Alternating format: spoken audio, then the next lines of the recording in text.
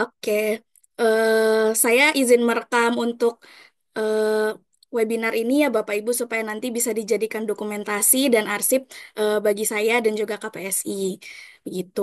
Puji syukur kepada Tuhan karena dengan rahmat dan karunia-Nya kita hari ini semua dapat berkumpul di acara webinar ini. Semoga Bapak dan Ibu dimanapun berada dalam keadaan yang sehat dan baik.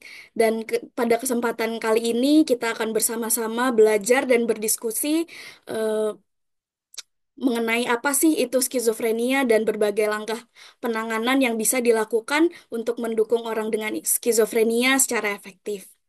Saya berharap melalui acara ini kita semua dapat memperoleh pemahaman yang lebih dalam mengenai skizofrenia, serta cara terbaik dalam memberikan dukungan kepada orang-orang terdekat, orang-orang yang kita kasihi yang mengalami skizofrenia.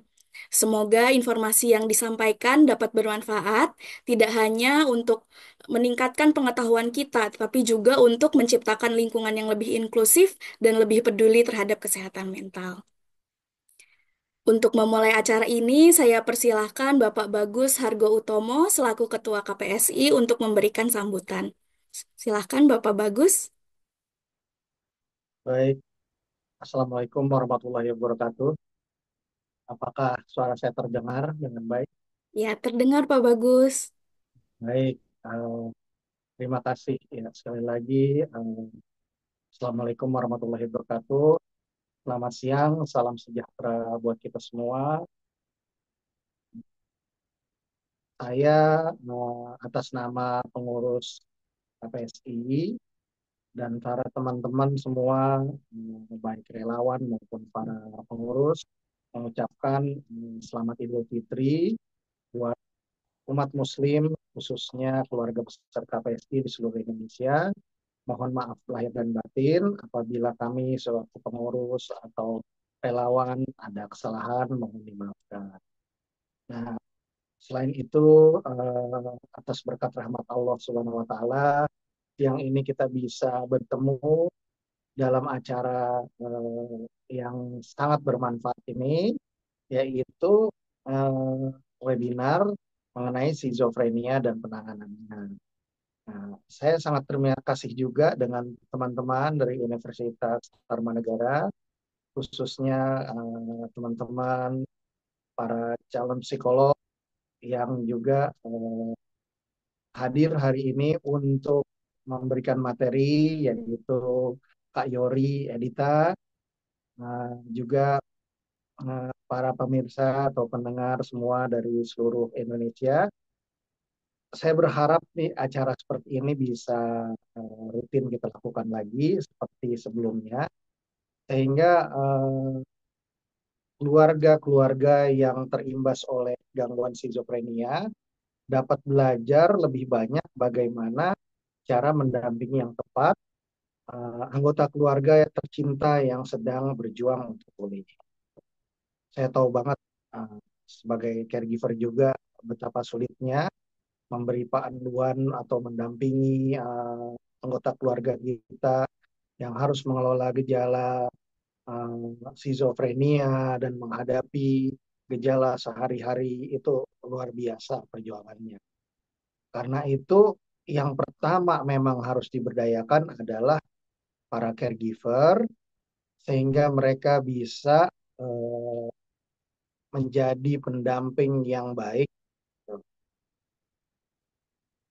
baik di rumah maupun juga dalam memastikan orang dengan skizofrenia itu dapat berkonsultasi dengan para psikiater, psikolog di layanan kesehatan, mendampingi dan memastikan obat-obatannya diminum sesuai petunjuk dokter. Serta bagaimana nanti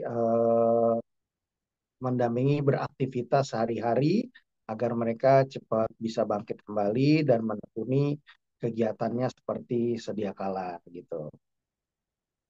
Nah, tanpa perlu berpanjang-panjang lagi, saya ucapkan selamat mengikuti kegiatan ini. Semoga bermanfaat. Nanti kalau ada pertanyaan atau saran atau apa saja yang kira-kira ingin disampaikan, Jangan ragu-ragu, segera bertanya agar nanti bisa mendapatkan jawaban dari Kak Yori gitu ya. Terima kasih atas kehadirannya teman-teman semua. Wabillahi taufik wal hidayah. Wassalamualaikum warahmatullahi wabarakatuh. Selamat mengikuti acara ini. Ya, baik. Terima kasih banyak Pak Bagus untuk sambutan dan motivasinya bagi para caregiver. Nah, selanjutnya sebelum kita memulai webinar kita pada hari ini, ada beberapa ketentuan dan peraturan dalam webinar ini yang eh, saya mohon untuk dipatuhi oleh para peserta agar webinar kita hari ini dapat berjalan dengan tertib dan dengan lancar. Ya, ketentuan yang pertama adalah pastikan mikrofon Anda berada dalam keadaan mute selama sesi materi berlangsung dan hanya membuka mikrofon dan berbicara hanya jika sudah dipersilahkan. Jadi, nanti akan ada sesi tanya jawab di akhir materi sehingga Bapak Ibu, saudara-saudari bisa menyampaikan pertanyaan yang dimiliki. Lalu, yang kedua, peserta dapat menuliskan pertanyaan di kolom chat selama materi, dan nanti akan dijawab pada sesi tanya jawab. Kemudian, yang ketiga, peserta diharapkan untuk mengisi pretest dan post-test yang akan dibagikan, karena nanti e-book yang akan diberikan melalui email, yaitu buku panduan caregiver orang dengan skizofrenia, akan kami kirimkan melalui email yang tercatat pada Google Form pretest dan post-test. Jadi, jangan lupa nanti untuk diisi pretest dan post-testnya, karena email yang tercatat di situ nanti yang akan kami kirimkan e-booknya, seperti itu. Baik, dapat kita lanjutkan saja untuk pengisian pretest. Untuk pretest dapat diakses melalui barcode yang tertera atau melalui link yang tertera. Akan saya berikan waktu 15 menit ya Bapak Ibu untuk mengisi pretest pada link tersebut.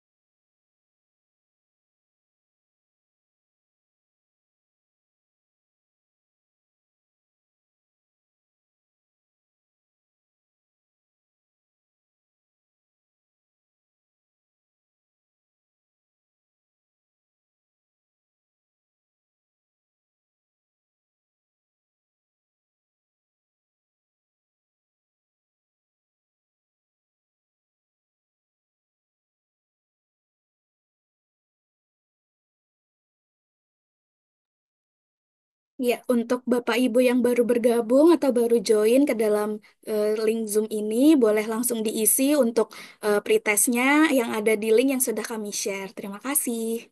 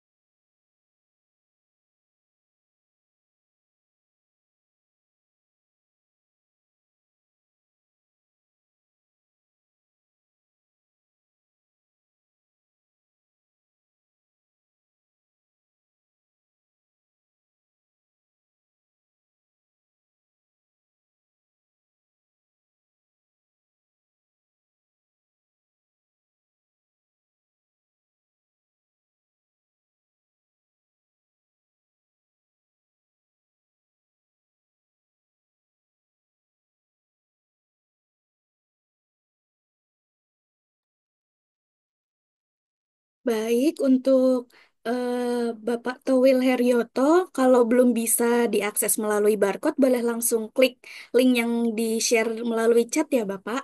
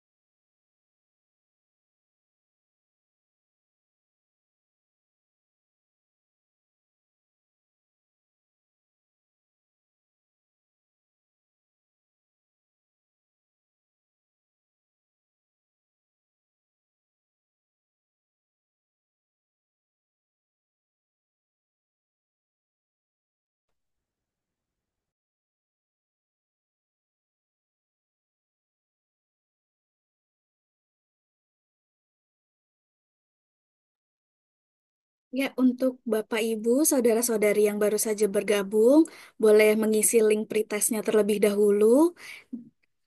Boleh melalui scan barcode yang ditunjukkan pada layar atau dapat mengakses melalui link yang di-share melalui kolom chat. Waktunya masih ada sekitar 7 menit lagi, jadi eh, tidak perlu buru-buru.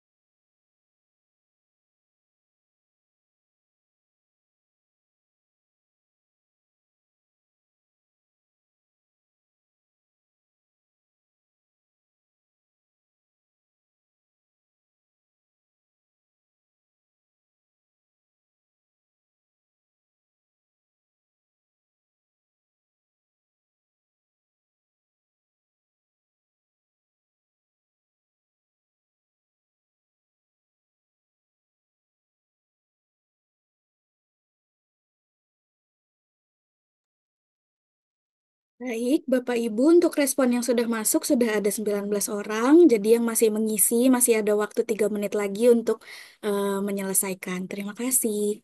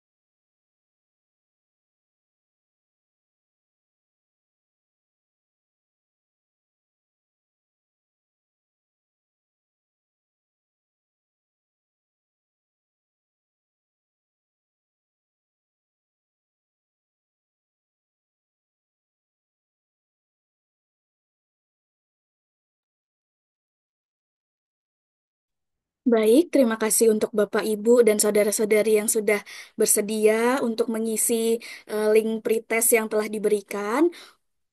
Untuk mempersingkat waktu, saya akan melanjutkan acara ini ke sesi selanjutnya. Tetapi Bapak dan Ibu yang mungkin masih belum selesai untuk mengisi pretestnya dapat melanjutkan ya Bapak Ibu. Jangan lupa nanti untuk disubmit. Oke, sebelum kita masuk ke materi, saya ingin mengingatkan sekali lagi untuk para peserta agar menjaga supaya mikrofonnya dalam keadaan mute selama materi disampaikan agar dapat menjaga webinar ini berjalan dengan efektif dan efisien. Lalu saya juga ingin mengingatkan jika ada pertanyaan yang ingin ditanyakan oleh para peserta dapat disampaikan dulu melalui kolom chat yang nanti akan saya pilih dan saya jawab di sesi tanya jawab.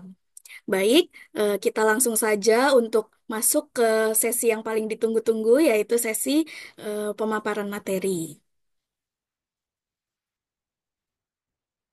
Nah, sebelum saya mulai, tadi Bapak dan Ibu juga sudah mengerjakan ya isi pretestnya. Nah, kemungkinan kurang lebihnya itulah yang akan kita bahas pada webinar hari ini. Nah, saya akan memulai dari apa sih itu skizofrenia. Nah, skizofrenia ini adalah diagnosis F20 dalam pedoman diagnosa gangguan jiwa yang ada di PPDGJ 3 dan ada di F20.9 pada DSM-5 yang digunakan oleh psikolog klinis. Jadi, skizofrenia ini adalah gangguan kejiwaan yang dicirikan oleh terjadinya psikosis. Nah, apa sih ini psikosis? Psikosis itu adalah kondisi di mana seseorang mengalami kehilangan kontak dengan realita. Nah, gangguan skizofrenia ini didefinisikan oleh kelainan pada satu atau lebih dari 5 domain berikut, yaitu yang pertama ada delusi, lalu ada halusinasi, Ada pikiran atau ucapan yang tidak teratur, ada perilaku motorik yang sangat tidak teratur atau abnormal termasuk katatonia. Nah, katatonia ini adalah gangguan psikomotorik yang ditandai dengan perubahan gerakan, perubahan perilaku, contohnya tubuhnya jadi kaku atau jadi tidak responsif, atau melakukan gerakan yang berulang-ulang. Bisa juga dalam bentuk postur tubuh yang tidak biasa, seperti itu. Nah, lalu yang terakhir ada gejala negatif. Hingga saat ini, penyebab pasti dari skizofrenia masih belum diketahui. Munculnya skizofrenia ini disebabkan oleh kombinasi dari banyak faktor. Nah, jadi ada banyak sekali faktor yang mungkin mempengaruhi terjadinya gangguan skizofrenia di dalam diri seseorang. Dan faktor-faktor ini juga tidak sama antar individu. Jadi, eh, bisa saja yang menyebabkan munculnya skizofrenia pada individu A itu adalah faktor B, C, D, sedangkan pada individu X ada faktor Y dan Z. Jadi setiap individu itu berbeda seperti itu. Nah, berikut ini adalah faktor-faktor yang dapat menyebabkan munculnya skizofrenia. Yang pertama, ada yang namanya faktor resiko. Nah, hingga saat ini faktor resiko yang berhasil diungkapkan oleh para peneliti berdasarkan bukti-bukti penelitian yang telah mereka dapat ini adalah faktor biologis. Nah, faktor biologis yang bisa menjadi faktor resiko ini juga ada beragam, Bapak Ibu. Jadi bisa jadi dari genetik, bisa jadi dari komplikasi kehamilan atau komplikasi kelahiran, bisa jadi eh, faktor biokimia, yaitu pada neurotransmitter atau zat kimia di otak yang penting untuk otak kita supaya bisa berfungsi dengan normal, yaitu ada yang namanya dopamin dan serotonin. Lalu juga bisa karena perkembangan otak, jadi sangat beragam ya yang bisa menjadi faktor resiko ini. Nah, lalu yang kedua ada trigger atau pemicu yang dapat memunculkan gejala skizofrenia dalam diri seseorang. Bisa jadi penggunaan obat-obatan terlarang, atau pengalaman hidup yang penuh tekanan, atau trauma masa kecil. Ini juga berbeda-beda di setiap individu ya Bapak Ibu. Jadi belum tentu sama yang menjadi triggernya. Nah, kombinasi antara faktor resiko dan pemicu inilah yang akhirnya dapat memunculkan gejala skizofrenia. Nah, perlu diingat seperti tadi yang sudah saya sampaikan bahwa perkembangan gangguan skizofrenia ini pada tiap individu itu berbeda. Faktor resikonya bisa berbeda, pemicu atau triggernya ini juga bisa berbeda, maka kemungkinan setiap individu juga bisa eh, membutuhkan penanganan dengan cara yang berbeda-beda.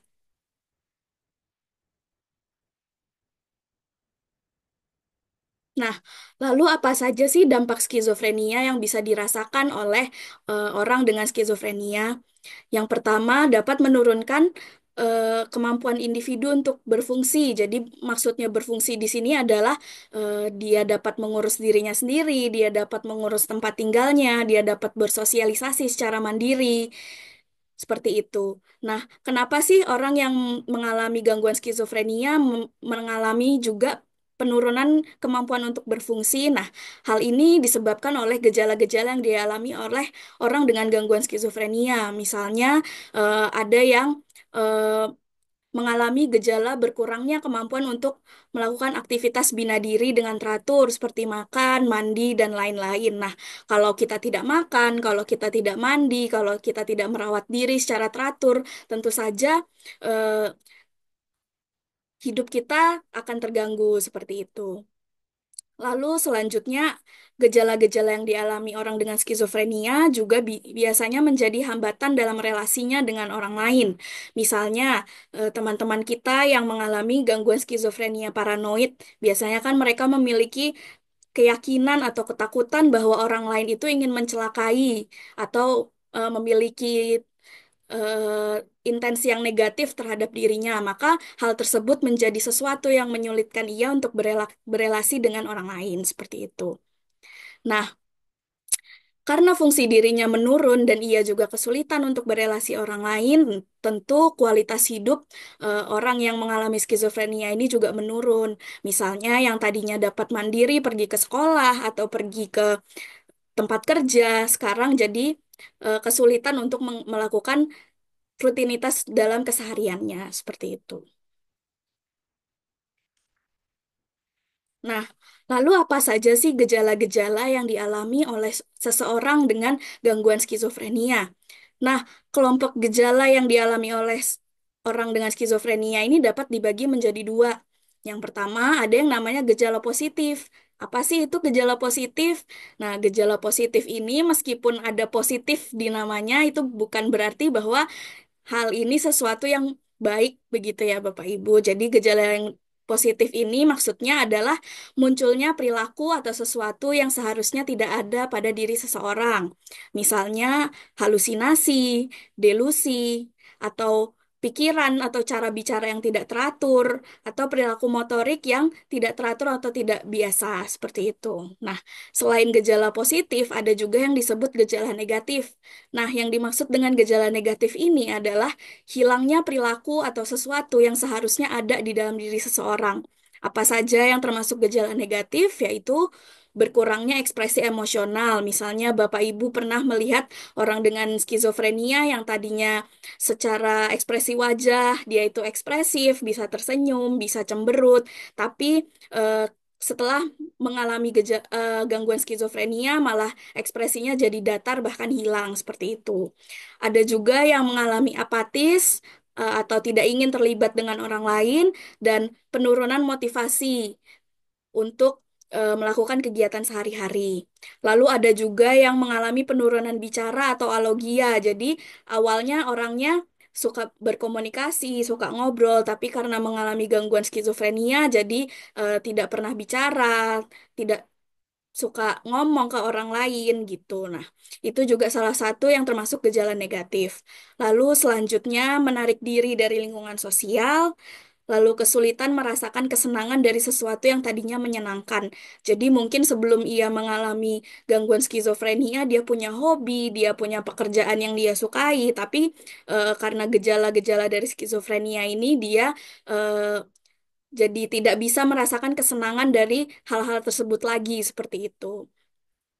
Lalu yang terakhir juga ada gangguan kognitif di mana seseorang dengan skizofrenia bisa em, mengalami gangguan pada ingatan, pada atensi, jadi sulit untuk fokus kepada satu hal misalnya. Lalu juga sulit untuk melakukan fungsi eksekutif kognitif. Apa sih itu fungsi eksekutif kognitif? Yaitu termasuk mengambil keputusan, membuat rencana, dan pengendalian diri seperti itu.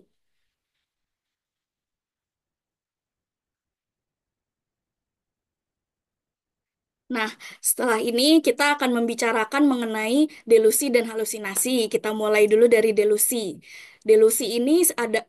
Delusi ini disebut juga waham. Nah, delusi atau waham ini adalah keyakinan yang tidak nyata. Nah, adanya delusi atau waham ini bersifat menetap dan tidak dapat diubah meskipun ada bukti yang bertentangan. Jadi misalnya eh, seorang dengan skizofrenia memiliki delusi bahwa eh, ia adalah nabi yang diutus dari surga misalnya. Nah, meskipun sudah ada bukti-bukti yang menyatakan bahwa itu tuh nggak bener loh. Nah, ini nih sangat sulit untuk diubah dan sifatnya cenderung menetap seperti itu. Nah, jenis delusi ini ada banyak sekali. Yang pertama ada paranoid, ada erotomania, ada delusi somatis, ada delusi grandiosity, dan masih banyak lagi. Nah, dalam setiap individu yang mengalami gangguan skizofrenia ini juga delusi yang dimiliki bisa jadi berbeda-beda seperti itu.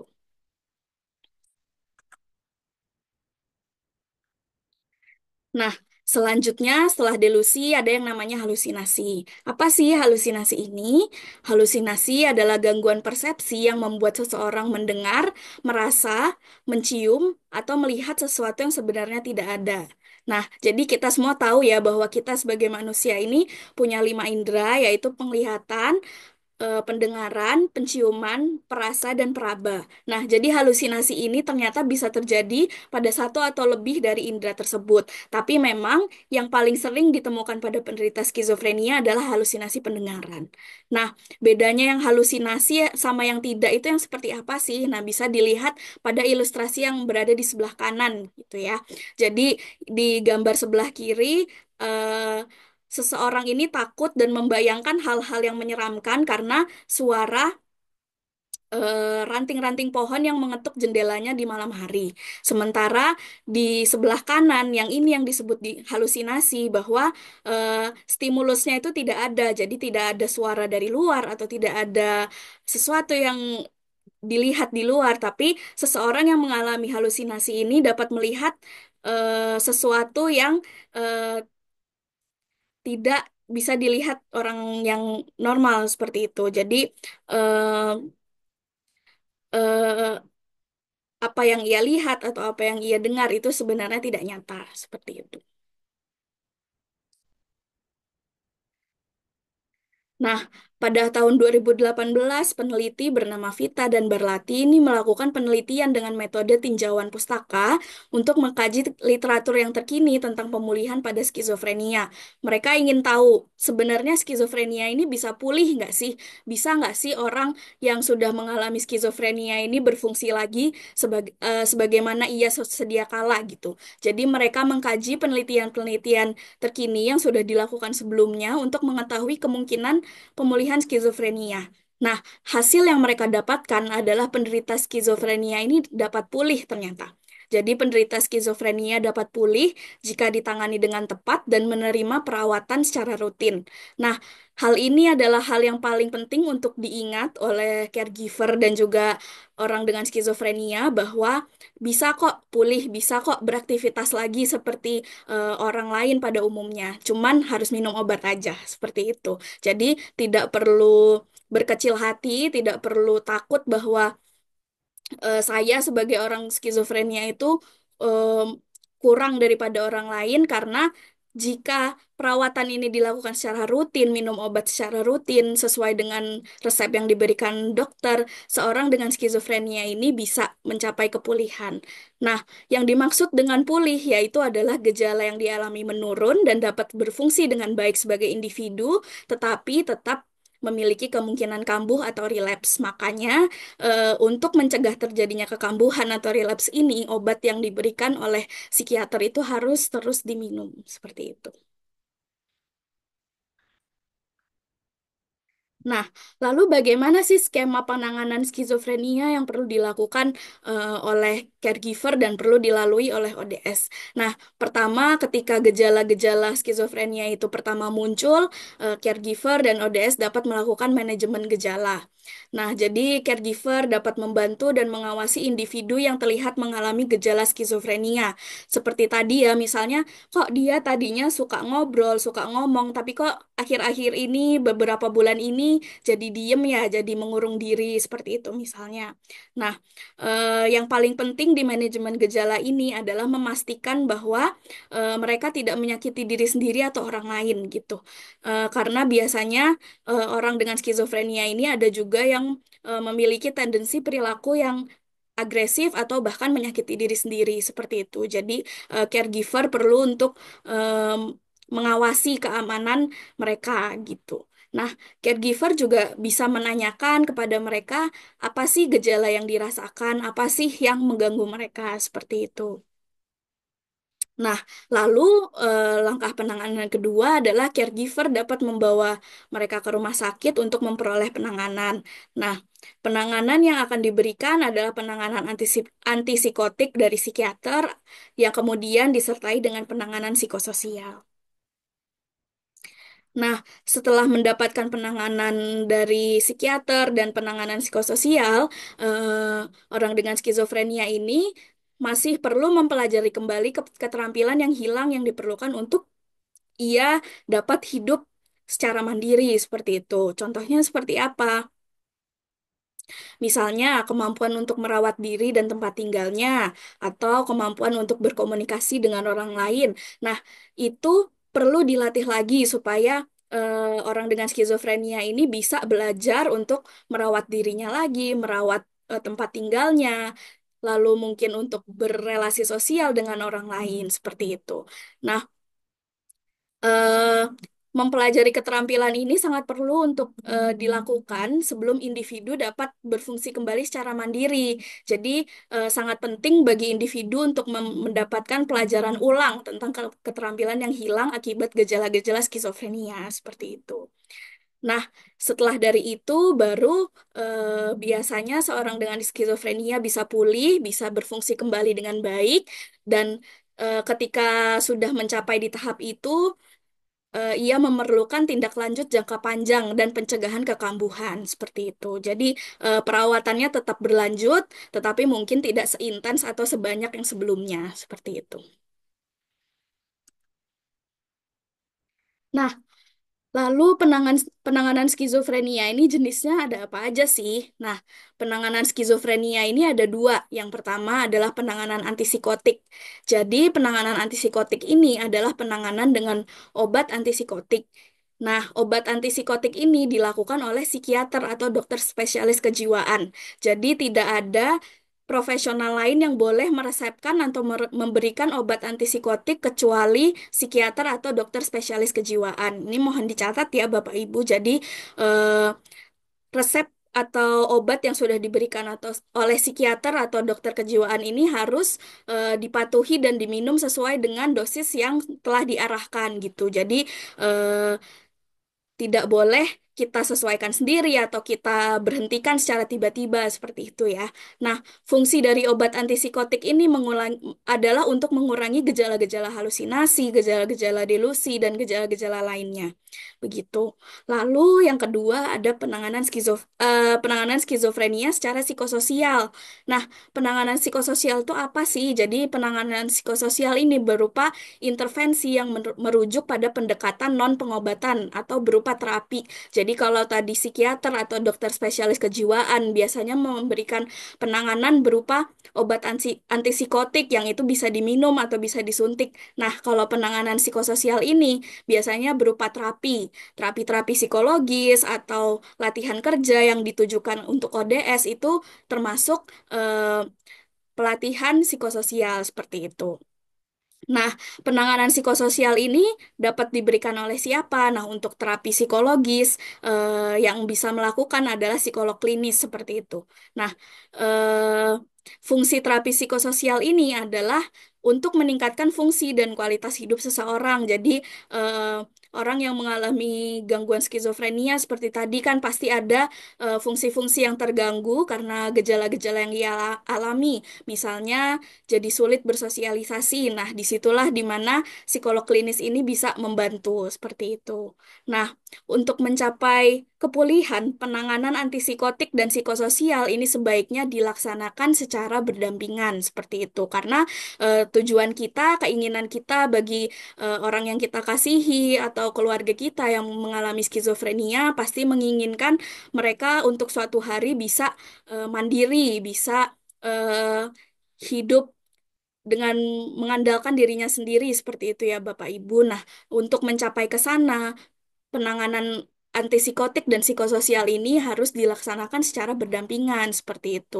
Tidak boleh ya udah antipsikotiknya aja, psikososialnya nggak usah. Nah, itu biasanya sulit untuk ODS untuk bisa mandiri kalau hanya mengandalkan antipsikotik saja. Tapi kalau hanya mengandalkan psikososial juga tanpa obat-obatan antipsikotik itu juga eh, sangat berbahaya bagi ODS itu sendiri seperti itu.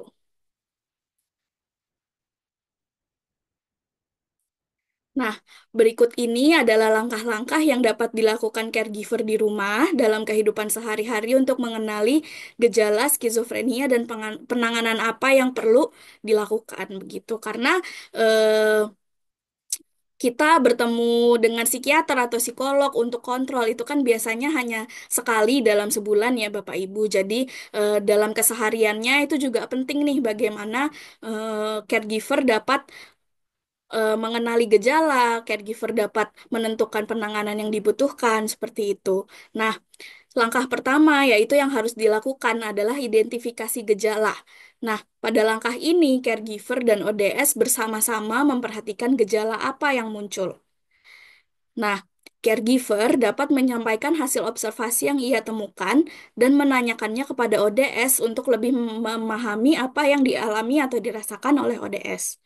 Misalnya nih, contohnya, Saya lihat kamu terlihat gelisah ya beberapa hari ini. Apakah ada hal-hal yang mengganggu kamu, atau apakah ada hal-hal yang kamu dengar atau kamu lihat yang mengganggu kamu? Contohnya seperti itu. Kemudian, langkah selanjutnya yang perlu dilakukan adalah menentukan penanganan yang dibutuhkan sesuai dengan gejala yang dialami oleh ODS. Contohnya, misalnya nih si ODS sudah stabil, sudah rutin, sudah rajin minum obat sesuai dengan resep dokter. Nah, terus juga sudah stabil nih gejala-gejalanya, sudah mulai berkurang. Nah, ia punya keinginan untuk bekerja, tapi kok aku masih kurang percaya diri ya, kok aku masih eh, belum berani ya memulai pekerjaan. Nah, eh, kalau kasusnya seperti itu, profesional mana nih yang harus dihubungi? Nah, kalau dalam kasus seperti itu, ODS memerlukan penanganan psikologis yang dapat diberikan oleh psikolog klinis ya. Eh, tetapi jika caregiver dan ODS dalam langkah ini masih belum tahu nih atau masih bingung, ini harus dibawa kemana ya untuk mengatasi masalah seperti ini. Nah, caregiver bisa bertanya ke caregiver lain melalui grup caregiver yang ada di KPSI atau juga bertanya kepada relawan KPSI. Nah, jangan lupa juga kita perlu menyaring informasi yang kita terima dari orang lain ini secara kritis. Jadi mana yang bisa kita percaya dan terapkan, mana yang sekiranya kurang tepat karena pasti caregiver yang paling memahami kondisi ODS-nya sehari-hari itu bagaimana seperti itu. Nah, lalu caregiver dapat mendampingi ODS untuk memperoleh penanganan yang diperlukan sesuai dengan gejala yang dialami. Nah, bisa ke psikiater jika berkaitan dengan obat atau konsultasi mengenai efek samping obat, dan bisa juga ke psikolog jika berkaitan dengan faktor psikososial, misalnya seperti motivasi, kepercayaan diri, kemampuan komunikasi, dan lain-lain misalnya ya. Nah, lalu langkah terakhir bukan berarti setelah pergi ke psikiater atau psikolog, setelah mendapatkan obat, setelah minum obat dengan rutin, setelah mengikuti terapi dengan rutin, itu selesai di situ. Nah, jadi seperti yang tadi sudah saya bilang ya, kita kan ketemu dengan psikiater atau ketemu dengan psikolog untuk kontrol itu paling satu kali sebulan hanya satu kali gitu. Nah, jadi kita harus tahu nih apa yang harus kita lakukan di rumah. Nah, caregiver dan ODS juga harus menanyakan nih kepada psikiater dan psikolog di rumah apa sih yang harus dilakukan, apa sih yang dapat diterapkan dalam kehidupan sehari-hari untuk mendukung pemulihan ODS dari gejala yang dialaminya. Seperti itu.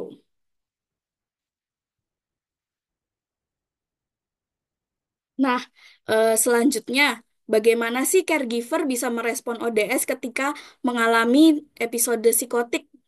Misalnya ketika ODS-nya sedang mengalami halusinasi atau mengalami delusi, gimana sih caregiver itu boleh merespon gitu? Nah, yang harus dilakukan pertama adalah tentunya caregiver harus tetap tenang ya. Jadi dengan tetap tenang, ODS-nya juga jadi tidak panik atau tidak merasa terpojokkan gitu ya. Jadi eh, hal utama yang harus ditunjukkan caregiver ke ODS adalah ketenangan gitu. Nah, yang kedua, caregiver dapat membantu mematikan radio, televisi, dan lampu terang yang sekiranya mengganggu ODS seperti itu. Nah, selanjutnya, caregiver dapat mendengarkan tanpa menghakimi, misalnya si ODS nih lagi cerita tentang delusinya dia bahwa dia itu adalah orang yang besar, bahwa inilah itulah seperti itu. Jadi nggak apa-apa didengarkan aja, tidak usah dihakimi, berikan dia waktu dan ruang untuk mengungkapkan apa sih yang ia pikirkan atau yang ia rasakan seperti itu. Nah, caregiver selanjutnya dapat berbicara dengan perlahan kepada ODS, tentu memakai kalimat yang singkat dan jelas sehingga ODS ini mudah untuk memahaminya seperti itu. Nah, beberapa contoh pertanyaan yang dapat ditanyakan, misalnya, eh, apakah kamu mendengar suara lain selain suara saya? Ada nggak sih suara lain yang saat ini sedang berbicara sama kamu selain suara saya? Seperti itu. Nah, Selanjutnya bisa juga ditanyakan suara itu ngomong apa sih sama kamu, apa sih yang suara itu katakan kepada kamu, begitu. Lalu selanjutnya bisa juga ditanyakan apa yang kamu lihat, apa yang kamu dengar, apa yang kamu rasa, apa yang kamu cium. Jadi pertanyaan-pertanyaan ini dapat membantu caregiver untuk lebih memahami kondisi halusinasi dan delusi yang dialami oleh ODS itu sendiri, seperti itu. Nah, langkah selanjutnya yang boleh dilakukan adalah memberikan ketenangan dengan memberitahu ODS bahwa Anda tahu bahwa ia terganggu oleh apapun yang ia dengar atau lihat. Ya, jadi eh, memberikan validasi ya istilahnya kepada ODS. Oh iya, saya tahu kamu sedang kesulitan karena gejala yang kamu alami. Saya tahu eh, bahwa hal-hal ini tuh mengganggu kamu seperti itu. Selanjutnya, caregiver dapat meminta ODS untuk berusaha fokus mendengarkan suara dari caregiver atau melihat ke caregiver gitu. Selanjutnya, caregiver dapat menawarkan bantuan, misalnya apa yang perlu saya bantu? Kamu ingin saya membantu kamu bagaimana caranya? Seperti itu. Nah, kalau tadi saya sudah menjelaskan apa aja hal-hal yang dapat dilakukan, nah selanjutnya apa saja nih hal-hal yang perlu dihindari ketika merespon orang dengan skizofrenia yang mengalami episode psikotik. Nah, yang pertama menyentuh atau mengganggu ruang pribadi mereka tanpa izin. Ya, kita juga harus menjaga keamanan kita sendiri dengan menjaga jarak aman dari mereka. Karena kadang orang yang mengalami episode psikotik ini kita tidak bisa memprediksi apa yang akan dia lakukan gitu. Jadi penting juga bagi kita untuk menjaga keamanan diri kita sendiri, maka kita perlu hati-hati nih kalau ingin menyentuh atau mengganggu ruang pribadi mereka. Bisa ditanyakan dulu, boleh nggak saya sentuh kamu? Atau misalnya, boleh nggak saya sentuh pundak kamu? Atau boleh nggak saya gandeng tangan kamu? Seperti itu ya. Lalu selanjutnya tentu hindari untuk berbisik atau tertawa. Kenapa sih nggak boleh berbisik atau ngetawain ya?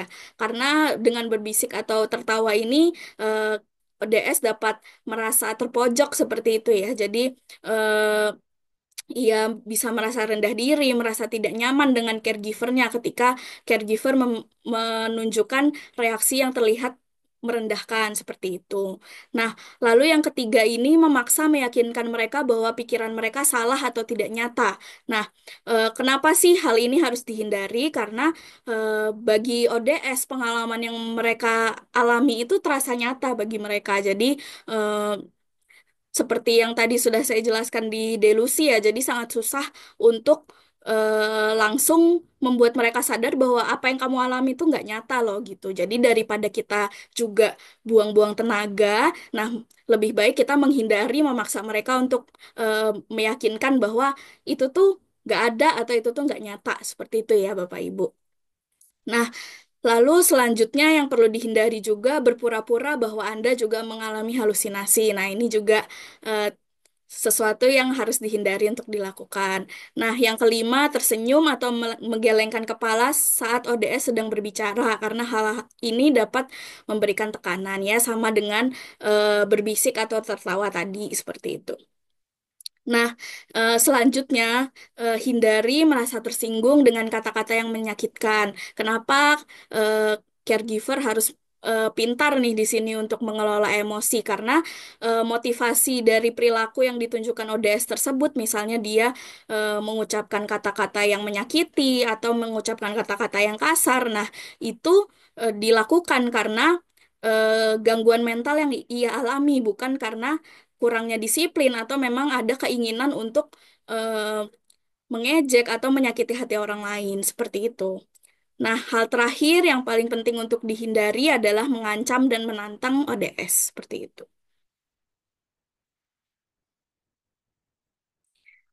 Nah, selanjutnya saya akan menjelaskan apa saja sih do's and don'ts, apa aja sih yang harus dilakukan oleh caregiver dan apa saja yang perlu dihindari oleh caregiver nih dalam mendampingi pemulihan ODS. Nah, pertama kita bahas dulu nih apa yang perlu dilakukan oleh caregiver. Nah, yang pertama tentu saja penting bagi caregiver untuk mempelajari dan memahami skizofrenia. Kenapa sih caregiver harus tahu, harus punya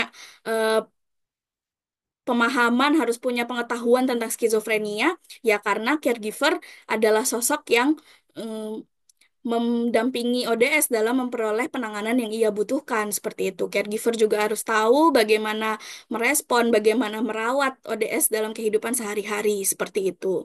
Nah, yang kedua, mendampingi ODS mendapatkan perawatan yang rutin, termasuk memastikan ODS patuh minum obat sesuai resep psikiater begitu.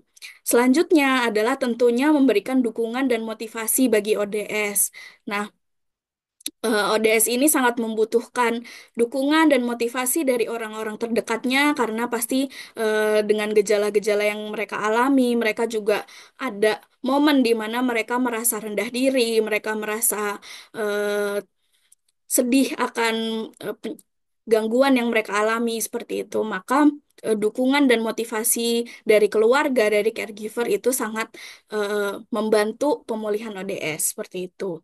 Kemudian, caregiver dalam berkomunikasi dengan ODS juga diharapkan dapat berkomunikasi dengan kehangatan dan penghargaan positif kepada ODS. Bagaimana sih komunikasi yang menunjukkan kehangatan dan penghargaan positif? Nah, yang dimaksud kehangatan di sini adalah caregiver menunjukkan kebaikan, menunjukkan perhatian dan empati kepada ODS. Misalnya tersenyum atau menunjukkan gestur-gestur yang bersifat hangat seperti itu ya. Nah, dan yang paling penting adalah caregiver ini punya pikiran positif terhadap ODS, yaitu berpikir bahwa ODS berusaha untuk menjadi lebih baik, atau misalnya ODS ini berusaha loh untuk bergaul dengan semua orang, dan kehadiran ODS ini adalah hal yang menyenangkan bagi keluarga, bagi caregiver, bagi orang-orang di sekitarnya, seperti itu.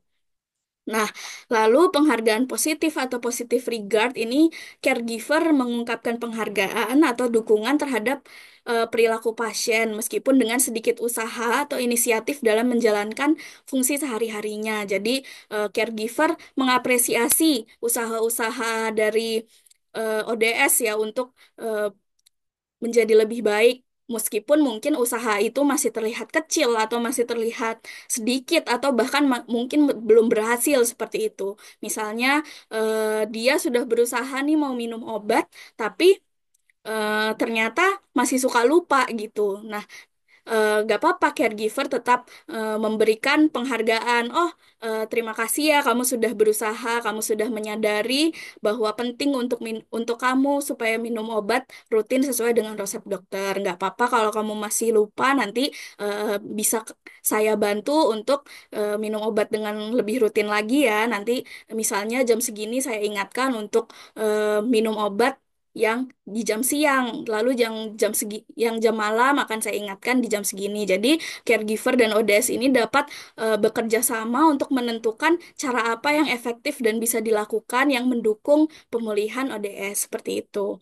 Nah, positive regard ini juga eh, bisa dalam bentuk penguatan verbal atau nonverbal, misalnya memberikan apresiasi terhadap usaha yang dilakukan ODS dengan mengatakan terima kasih sudah berusaha, atau dengan memberikan pelukan hangat, atau gestur-gestur lainnya seperti itu.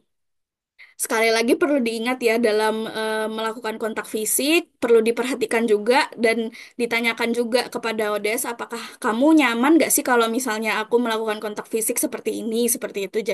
Jadi misal eh, memang ODS-nya menolak atau merasa tidak nyaman, ya nggak apa-apa. Hal itu tidak perlu dilakukan seperti itu.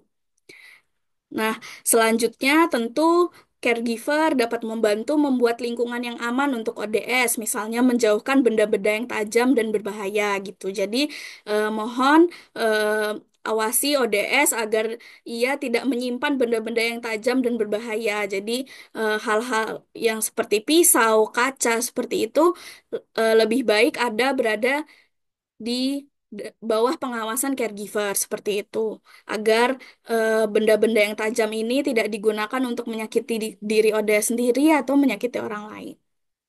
Nah, selanjutnya memiliki ekspektasi yang realistis terhadap orang dengan skizofrenia, menyesuaikan dengan kondisi, minat, dan bakatnya. Nah, gimana sih caranya punya ekspektasi yang realistis terhadap ODS? Nah, selain yang tadi, selain kita udah tahu nih apa sih skizofrenia itu dan bagaimana dampaknya kepada orang ini, nah kita juga penting sebagai caregiver untuk sering ngobrol nih dengan ODS seperti itu. Nah, fungsinya ngobrol ini adalah supaya caregiver bisa memahami apa yang disukai ODS, apa yang ingin mereka lakukan, hobinya tuh apa sih, pekerjaan apa yang mereka mau coba gitu.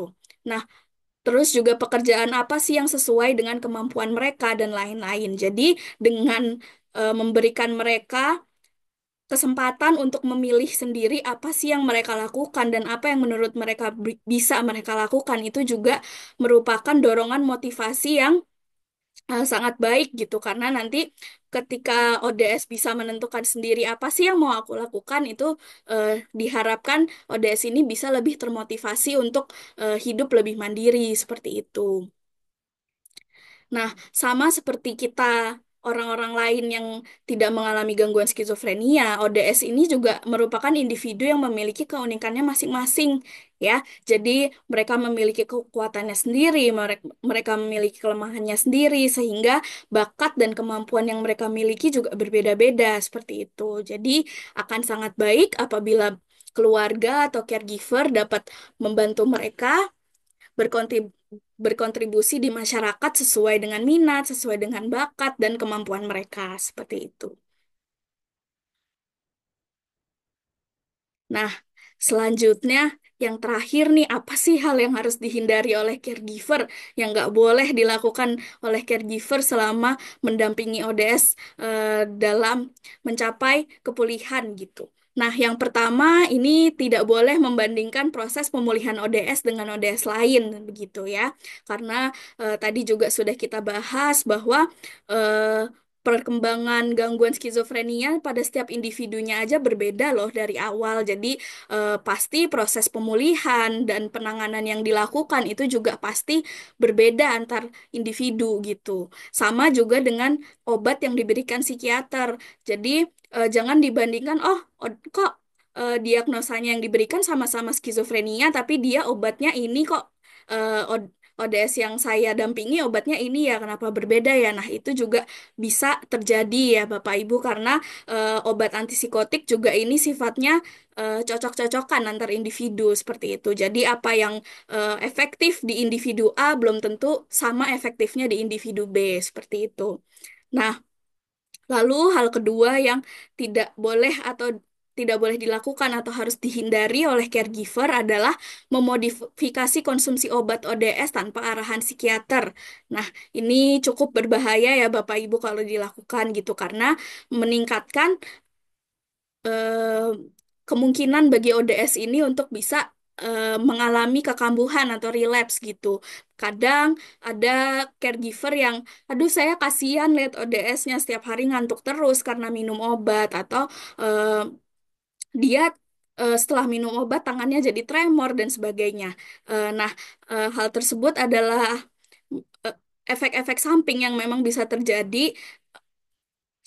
ketika ODS ini minum obat antipsikotik seperti itu. Nah, bagaimana sih dapat memanajemen efek-efek samping yang dialami oleh ODS setelah minum obat antipsikotik ini? Nah, caranya adalah ketika kontrol, caregiver atau ODS dapat menyampaikan efek samping yang dirasakan kepada dokter. Misalnya, dok, kalau obat ini saya minum di pagi hari, kayaknya saya ngantuk ngantuk banget deh, jadi saya sulit untuk beraktivitas.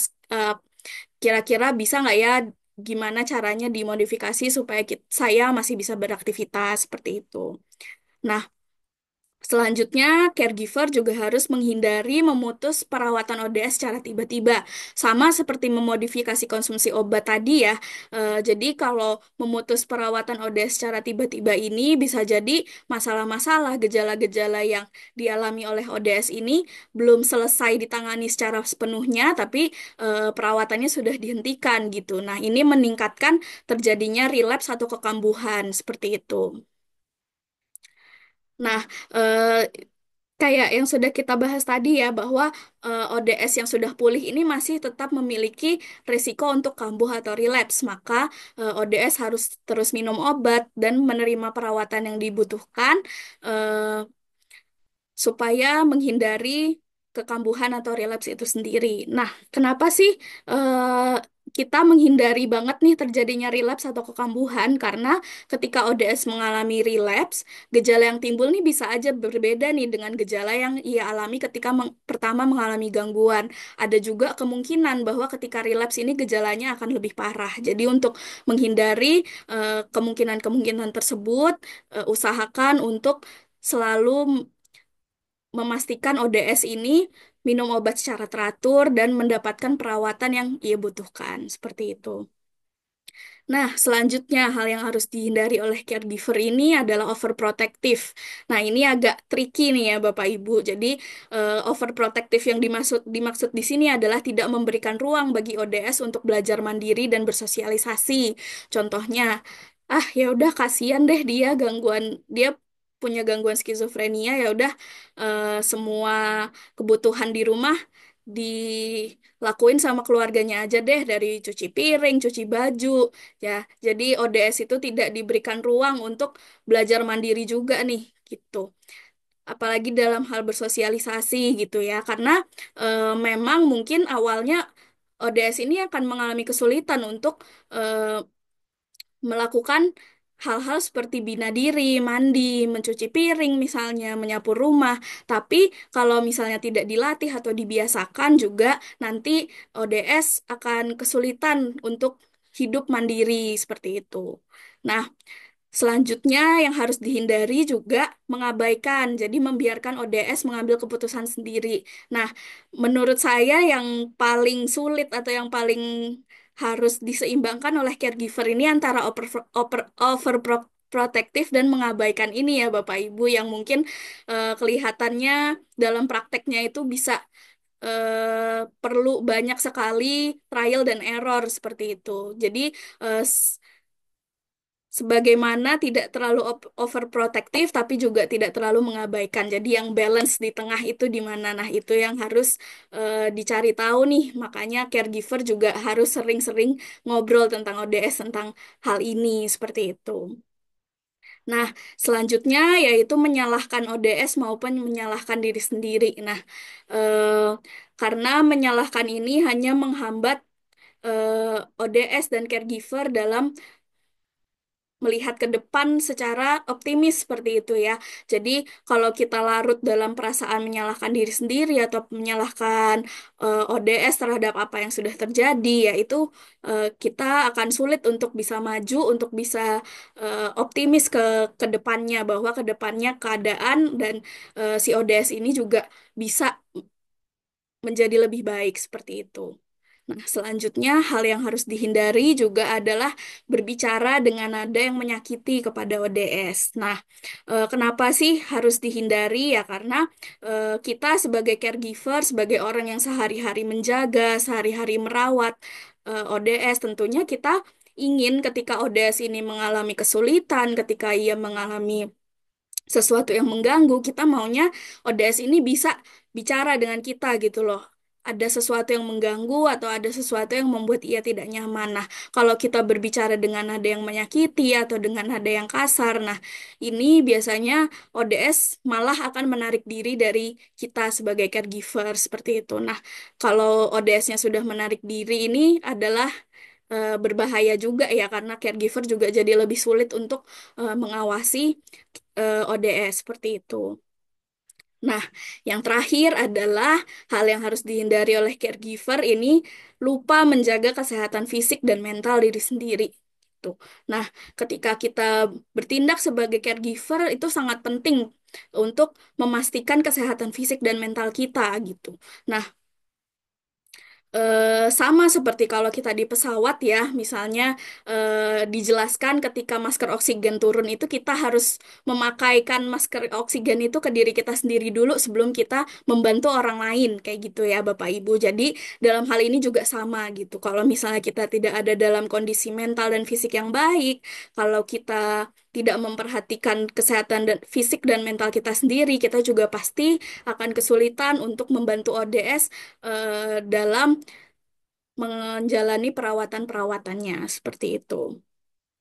Nah, yang boleh ke psikolog, yang boleh curhat, yang boleh ngomong ke psikolog itu nggak cuma ODS-nya aja ya Bapak Ibu. Jadi ketika Bapak Ibu merasa membutuhkan eh, dukungan psikologis yang lebih, merasa membutuhkan arahan, boleh banget untuk datang ke psikolog untuk konseling. Seperti itu ya Bapak Ibu. Jadi nggak cuman ODS-nya aja nih yang perlu datang ke psikolog, tapi caregiver ketika mengalami stres, ketika mengalami tekanan mental itu juga sangat boleh untuk datang ke psikolog. Seperti itu ya Bapak Ibu. Nah, terakhir nih saya mau menjelaskan tentang buku panduan caregiver orang dengan skizofrenia yang nanti akan saya bagikan melalui email Bapak Ibu ya. Jadi ini covernya terlihat seperti ini. Nah, buku ini akan dibagikan secara gratis dan dapat dimanfaatkan oleh Bapak Ibu caregiver. Nah, boleh juga nanti dibagikan kepada keluarga atau kepada teman yang sekiranya membutuhkan atau karena yang saya kirimkan dari kepada peserta webinar ini nanti akan berupa bentuk soft file atau PDF ya. Jadi boleh juga dibawa ke percetakan terdekat dari rumah untuk dicetak sendiri. Jadi lebih mudah untuk digunakan dalam kehidupan sehari-hari ya. Bapak Ibu, satu-satunya peraturan yang tidak diperkenankan untuk dilakukan adalah buku ini diperjualbelikan seperti itu. Nah, isi buku ini ada apa aja sih? Nah, jadi isi dari buku panduan ini akan mencakup rangkuman materi yang sudah kita bahas pada hari ini, dan ada beberapa halaman juga nih yang bisa diisi untuk membantu Bapak Ibu caregiver dan ODS dalam melakukan perawatan skizofrenia sehari-hari. Nah, di sini yang pertama ada catatan jadwal minum obat. Nah, jadi ini catatan bulanan untuk membantu caregiver mendampingi ODS minum obat secara rutin. Di sebelah kiri bisa dituliskan jadwal minum obat di bulan tersebut. Misalnya itu bulan April tahun 2025. Nah, pagi hari apa aja nih obat yang harus diminum? Misalnya obat A satu tablet. Nah, di siang hari obat B satu tablet, lalu di malam hari obat C dan D masing-masing satu tablet gitu. Nah, kalau misalnya kesepakatan Bapak Ibu caregiver dengan ODS juga mau menentukan jamnya, boleh juga ditulis di situ. Misalnya obat pagi ini diminumnya jam berapa, obat siang diminumnya jam berapa, setelah makan siang atau bagaimana. Lalu obat malam diminumnya jam berapa. Seperti itu bisa juga dicatatkan pada kolom ini ya Bapak Ibu. Nah, terus di sebelah kanan ada catatan bulanan yang membantu ODS dan caregiver untuk mencatat atau melacak aktivitas minum obat selama bulan tersebut ya. Di bawahnya ada tulisan bahwa Bapak Ibu atau ODS itu sendiri dapat memberikan satu tanda centang jika sudah minum obat satu kali. Nah, dapat disesuaikan juga dengan arahan dokter. Misalnya jika dalam satu hari minum obat 3 kali, maka harus ada 3 tanda centang dalam satu hari. Seperti itu ya Bapak Ibu. Eh, Boleh caregivernya yang mencentang atau ODS-nya yang mencentang kalau memang ODS-nya sudah bisa mandiri dan sudah bisa dipercaya untuk mencatat eh, rutinitas minum obatnya setiap hari gitu. Nah, tabel ini juga bisa digunakan untuk refleksi pribadi nih. Jadi kita melihat ke 1 bulan ke belakang, sudah rutin belum sih minum obatnya, atau ada hari apa nih yang ternyata masih bolong atau masih kurang lengkap seperti itu. Nah, dari tabel ini nanti juga bisa dibawa ke psikiater sebagai bahan konsul seperti itu. Nah, kemudian di dalam buku ini nanti juga akan ada tabel catatan identifikasi gejala. Nah, di halaman tersebut nanti akan tertera bahwa ketika caregiver melihat gejala pada ODS atau ODS mengeluhkan gejala tertentu, nanti dapat dicatat di dalam tabel ini sebagai bahan konsultasi ke psikiater atau psikolog gitu ya. Jadi di tabel tersebut ada 3 bagian. Yang pertama adalah hari dan tanggal. Jadi kapan gejalanya ini ditemukan gitu ya. Lalu gejala yang diobservasi caregiver ini apa nih terlihatnya dari eh, dari sudut pandangnya caregiver, misalnya dia terlihat eh, cemas atau misalnya dia ngomong sendiri seperti itu ya. Nah, lalu caregiver juga tanya nih sama ODS, gejala yang kamu rasakan itu apa sih? Nah, dituliskan juga di situ begitu. Nah, kemudian yang terakhir adalah catatan kontrol. Nah, catatan ini dapat digunakan untuk menuliskan apa saja sih yang ingin dikonsultasikan kepada psikiater atau kepada psikolog di di jadwal kontrol selanjutnya seperti itu. Nah, catatan ini juga bisa mengacu pada catatan identifikasi gejala yang sudah dikumpulkan nih sebelumnya. Misalnya dalam 1 bulan eh, ke belakang nih ada 3 atau 4 gejala yang tercatat. Nah, itu nanti bisa dikonsultasikan kepada psikiater atau psikolog seperti itu. Nah, kemudian hasil konsultasi dengan psikolog atau psikiater juga bisa dituliskan di halaman ini. Nah, dalam skema tadi kan kita juga harus tahu tuh setelah mendapatkan perawatan dari psikolog atau psikiater apa yang harus kita lakukan di rumah sebagai caregiver gitu. Nah, itu bisa juga dituliskan di hasil konsultasi seperti itu. Nah, baik, itulah isi dari buku panduan caregiver ODS. Diharapkan buku ini nanti dapat dimanfaatkan sebaik mungkin bagi para caregiver atau mungkin para ODS sendiri dalam mencapai pemulihan. Nah, buku panduan caregiver ini akan dibagikan melalui email bagi peserta yang tercatat sudah mengisi Google Form pretest dan post-test. Nah, maka Bapak Ibu nanti jangan lupa untuk mengisi link post-testnya supaya emailnya tercatat sehingga kami bisa mengirimkan buku panduan ini seperti itu. Nah, selanjutnya versi fisik dari buku ini juga akan dibagikan kepada peserta diskusi bersama caregiver yang akan dilaksanakan pada hari Sabtu 12 April 2025 minggu depan di Sekretariat KPSI Pusat. Jadi, yang datang minggu depan akan kami bagikan versi fisiknya. Nah, di acara tersebut nanti kita bisa bersama-sama berdiskusi, sharing, disertai dengan acara-acara seru lainnya bersama-sama dengan caregiver gitu. Jadi bagi Bapak Ibu, saudara-saudari yang mau dan bisa bergabung, boleh mendaftarkan diri dengan mengisi link pendaftaran acara diskusi yang bisa dilihat di Instagram KPSI di @peduli_skizofrenia ya Bapak Ibu. Nah, kuota untuk acara diskusi ini terbatas, jadi mohon Bapak Ibu yang sekiranya punya waktu dan sekiranya bisa datang untuk langsung mendaftarkan diri seperti itu. Baik, sekian materi dari saya pada hari ini. Nah, sebelum kita memasuki sesi tanya jawab, saya mau minta tolong lagi nih kepada Bapak Ibu dan saudara-saudari yang sudah menyimak materi pada hari ini untuk mengisi link post-test yang tertera pada barcode atau pada link tersebut. Boleh mulai diisi ya Bapak Ibu sama waktunya seperti sebelumnya yaitu 15 menit. Jadi kita akan selesai pada pukul 14.35. Silahkan Bapak Ibu.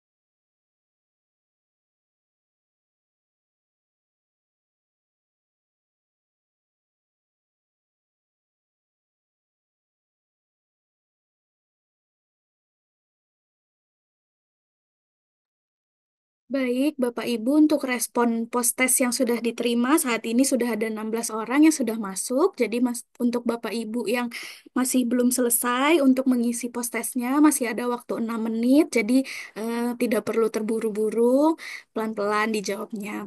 Terima kasih, Bapak Ibu.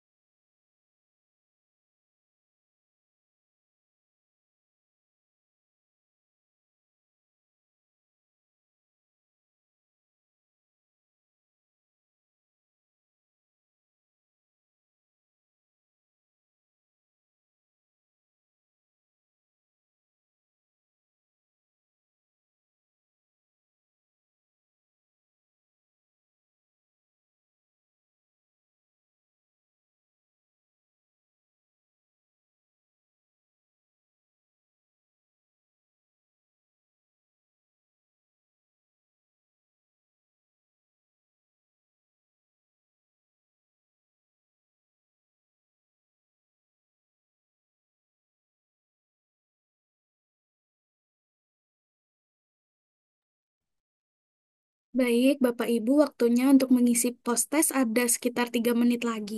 Untuk saat ini sudah ada 22 respon yang masuk. Bagi Bapak Ibu yang masih mengerjakan, masih ada waktu sekitar 3 menit lagi. Terima kasih.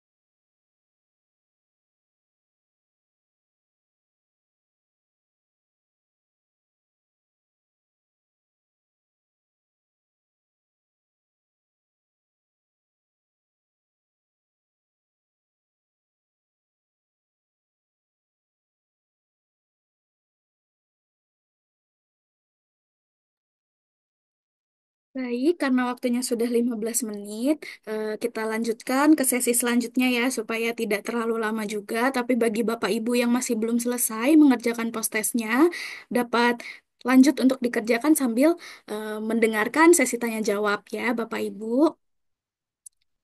Oke, jadi selanjutnya saya akan menjawab beberapa pertanyaan yang sudah dikirimkan melalui kolom chat. Sebelumnya, saya ingin menyampaikan bahwa mungkin tidak semua pertanyaan yang sudah disampaikan dapat saya jawab dalam sesi tanya jawab ini. Tapi nanti, jika memang Bapak Ibu masih memiliki pertanyaan yang mengganjal atau yang ingin dikonsultasikan, dapat eh, menghubungi saya melalui kontak yang nanti akan saya sampaikan seperti itu. Nah, pertama saya ingin menjawab pertanyaan dari Bapak Yufitrian. Nah, Bapak Yufitrian ini menyampaikan bahwa putri saya rutin ke psikiater dan psikolog, serta minum obat.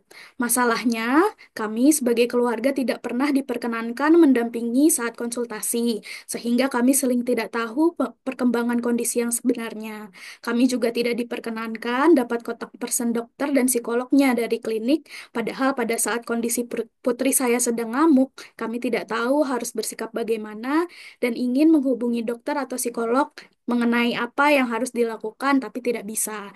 Seperti itu. Nah, jadi Bapak Yufitrian sebenarnya sebagai caregiver dan sebagai keluarga tentunya sangat perlu ya tahu tentang progres perkembangan orang yang kita rawat seperti itu. Nah, mungkin yang bisa dilakukan oleh Bapak dan keluarga bisa datang secara pribadi ke psikolog atau ke psikiaternya gitu, sampaikan bahwa dokter atau psikolog saya memiliki kesulitan sebagai caregiver ini. Saya tidak tahu nih gimana harus menangani putri saya ketika dia mengalami gejala agresif, misalnya ngamuk gitu. Nah, itu bisa Bapak konsultasikan ke psikiater atau ke psikolognya. Jadi, bisa ditanyakan juga apa saja sih yang perlu saya lakukan, apa saja yang perlu saya dampingi bagi putri saya di rumah supaya bisa juga mendukung untuk pemulihannya ke depannya. Seperti itu. Nggak apa-apa, Pak Yufitrian, jelaskan saja karena selama ini saya merasa tidak tahu dokter mengenai progres putri saya. Jadi karena itu saya juga merasa bingung saya harus gimana nih di rumah seperti itu. Boleh dicoba Bapak datang secara pribadi ke psikiater atau ke psikolognya seperti itu ya Bapak. Semoga nanti psikiater atau psikolognya berkenan untuk menjelaskan dan memberi arahan seperti itu. Nah, selanjutnya ada pertanyaan lagi dari Kak Anggi Nurul Askia. Eh, Sebelumnya, terima kasih kembali juga pada Kak Anggi sudah menyimak penjelasan dan pemaparan materi pada hari ini. Nah, jadi pertanyaan dari Kak Anggi ini, bagaimana sih cara menangani gejala negatif yang masih menetap pada ODS yang sudah stabil? Dan apakah ODS yang rutin berobat ke psikiater perlu juga untuk konsultasi ke psikolog klinis? Nah, untuk menangani gejala negatif ini bisa dikonsultasikan ke psikiater ya, Kak Anggi. Jadi, Kak Anggi bisa nih menggunakan buku panduan yang tadi sudah saya jelaskan gitu. Nanti kan akan diberikan melalui email. Nah, Kak Anggi bisa mencatatkan di situ gejala-gejala apa sih yang masih muncul gitu. Padahal minum obatnya udah rutin.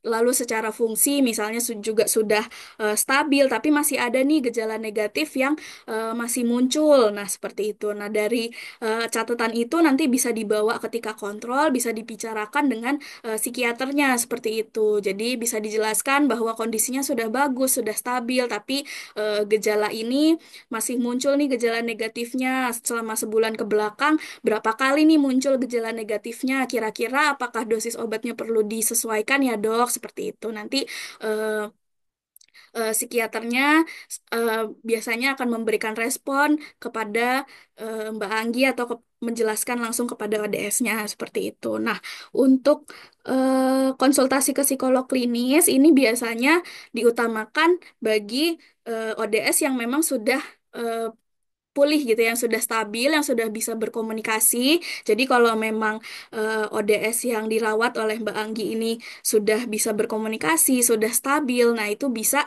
diarahkan untuk konsultasi ke psikolog klinis. Mungkin sebelum pergi ke psikolog klinis, boleh ngobrol dulu nih di rumah dengan ODS-nya, gimana yang kamu rasakan sekarang, lalu eh, ke depannya kamu pengen kayak gimana sih? Kalau dari kami sebagai caregiver tentunya pengen kamu untuk bisa lebih mandiri. Nah, apa sih yang perlu dibantu supaya kamu nih lebih misalnya lebih termotivasi atau lebih percaya diri supaya kamu bisa lebih mandiri ke depannya seperti itu. Jadi eh, perlu ngobrol juga dengan ODS di rumah gitu ya sebelum membawa mereka ke psikolog klinis. Jadi ketika mereka datang ke psikolog klinis, mereka udah tahu nih apa yang mau dikonsultasikan, apa yang perlu diceritakan ke psikolog klinisnya seperti itu.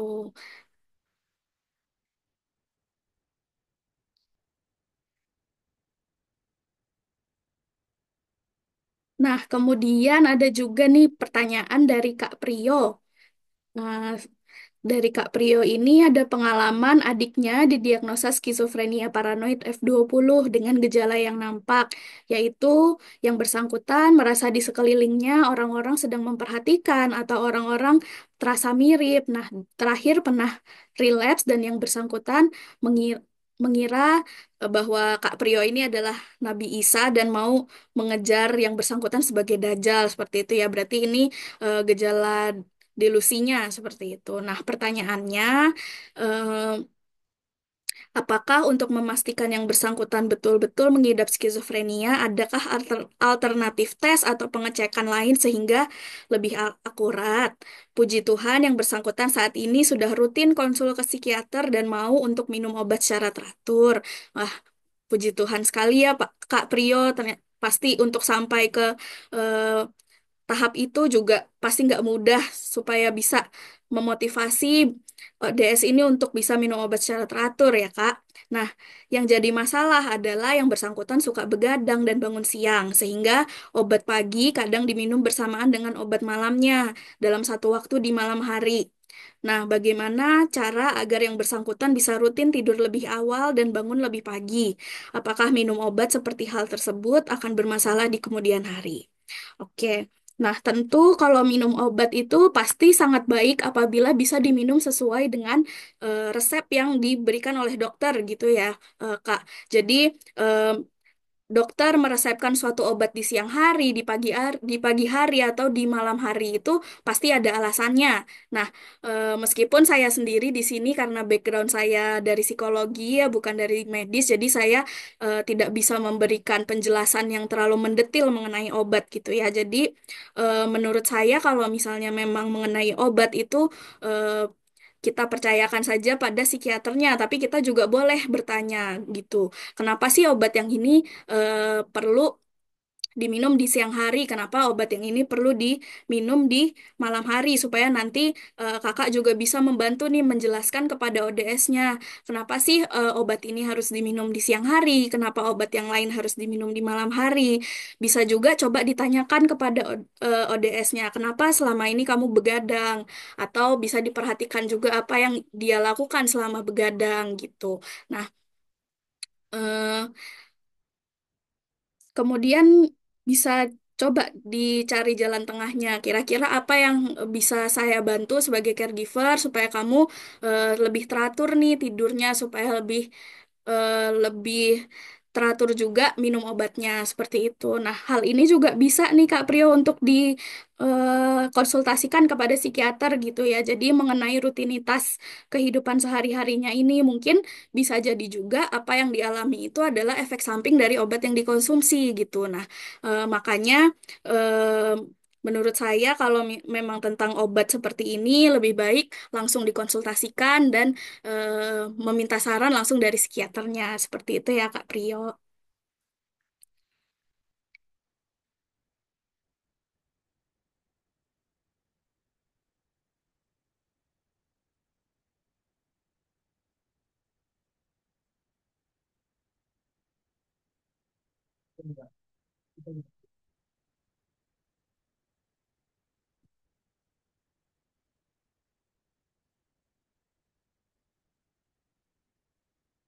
Nah, kemudian saya mau menjawab pertanyaan dari Kak Unita. Nah, jadi Kak Yunita ini menceritakan bahwa suaminya sering menolak untuk minum obat karena merasa tidak sakit dan meyakini bahwa obat yang diminum memberikan efek samping pada saraf. Nah, kira-kira bagaimana sih komunikasi yang harus dilakukan agar suaminya mau meminum obatnya? Nah, terkait efek samping saraf ini juga perlu nih dipastikan ke profesional yang bersangkutan apa benar efek samping yang dirasakan ini berpengaruh ke syaraf dari ODS yang dirawat oleh kakak atau bukan gitu. Nah, jadi ini sangat perlu untuk didiskusikan dengan dokter yang memberikan farmakoterapi atau memberikan obat-obatan antipsikotiknya itu. Jadi bisa juga menggunakan buku yang nanti akan diberikan, dicatat di situ sehingga nanti ketika kontrol selanjutnya dapat dikonsultasikan gitu. Jadi bisa cerita aja nih sama dokternya. Jadi kata ODS-nya dia merasakan ini, gangguan saraf dan sebagainya. Apa benar ya dok, obat yang ini itu bisa menyebabkan gangguan saraf tersebut. Nah, selain itu penting juga membangun hubungan yang mengutamakan pemahaman dengan suami kakak gitu ya, terutama ketika salah satu pasangan merupakan orang dengan skizofrenia seperti itu. Nah, kita sebagai caregiver juga eh, bisa membantu dengan memberikan pemahaman bahwa efek samping yang dirasakan oleh ODS ketika minum obat itu adalah pengorbanan yang tidak seberapa jika dibandingkan dengan mencapai pemulihan skizofrenia seperti itu.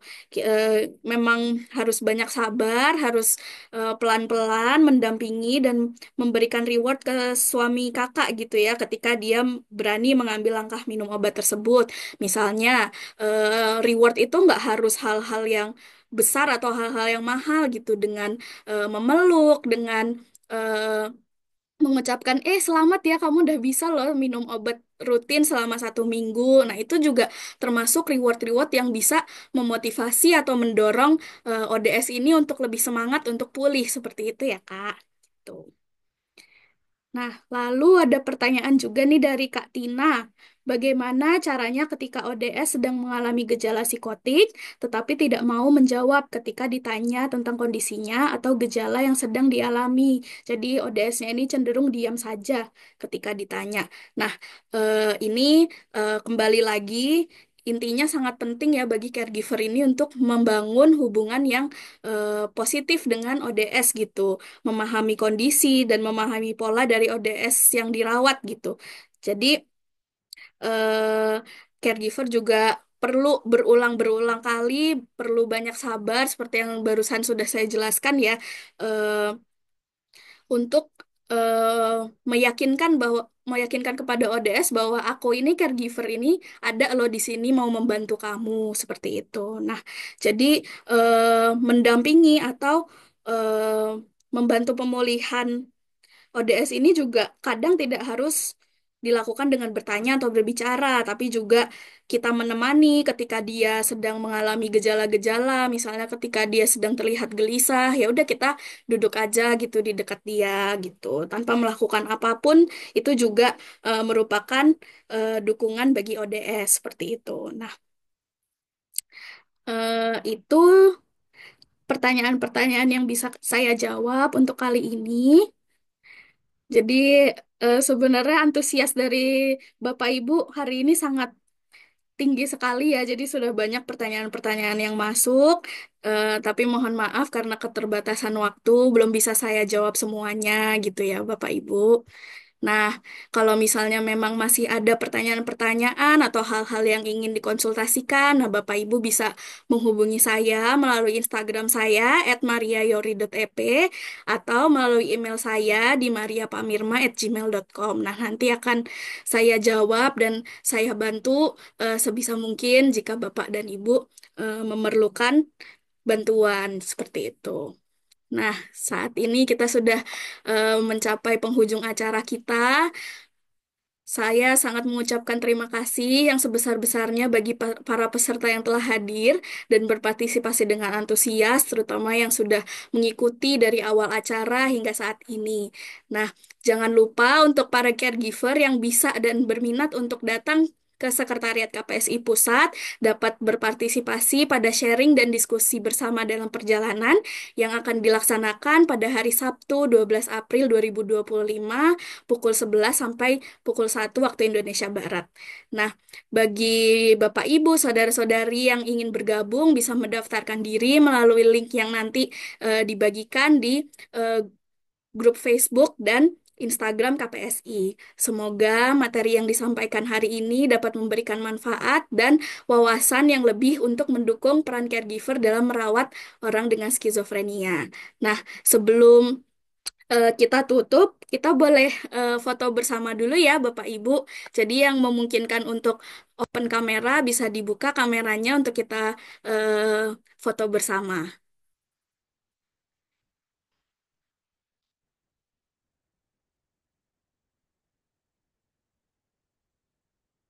Oke, sudah ada beberapa nih yang open kamera. Ada Kak Prio, ada Bapak Yufitrian, ada Bapak Husran. Ya, saya tunggu ya yang lain untuk open kamera supaya kita bisa foto bersama.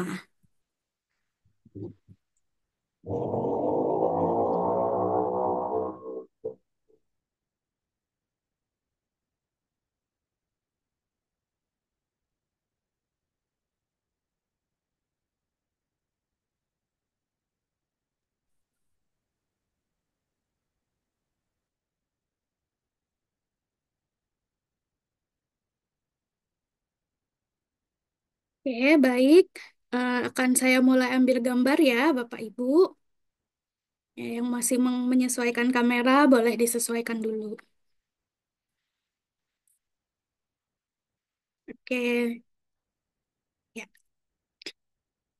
Di sini ada dua halaman ya Bapak Ibu, jadi dimohon untuk ditahan karena harus di capture di dua halaman nih Bapak Ibu gitu ya. Jadi ditahan sedikit senyumnya.